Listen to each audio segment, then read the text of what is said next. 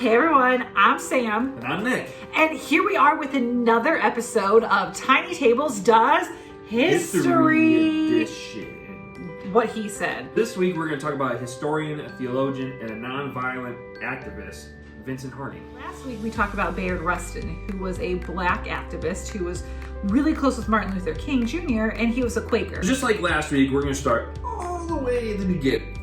So Vincent Harding was born July 25th, 1931 in New York City. Eventually, let's fast forward to 1953, he earned his master's degree in journalism, but in that same year, did you know he was drafted into the military? It was actually during this time, while Harding was enlisted in the military, that he actually began to fall in love with the principles that were in the Bible.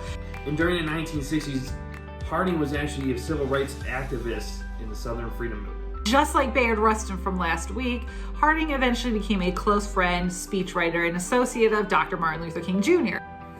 So for more than half a century, Vincent Harding actually worked with the ideas of race, religion, and social responsibility. Although he made some very significant contributions, he is not as high profile as some of his contemporaries, and there's a reason for that actually. See, Harding preferred to stay behind the scenes. If you're familiar with Dr. Martin Luther King Jr.'s Beyond Vietnam speech, Harding actually helped to author that speech. In the famous speech Beyond Vietnam, there's a line in that speech that says, "A time comes when silence is betrayal." It makes us wonder, does that have any truth for us in the church today?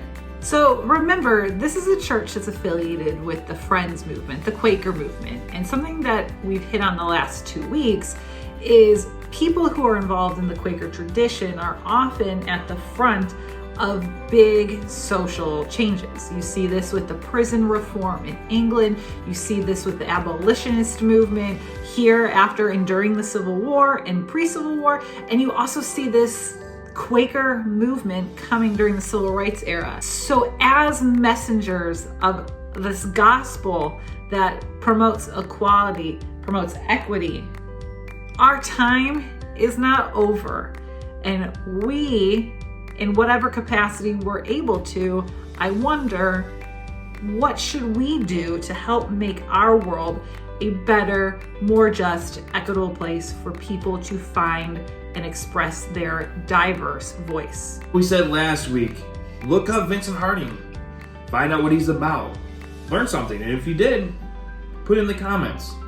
And so come back next week and we're going to continue our series. Bye.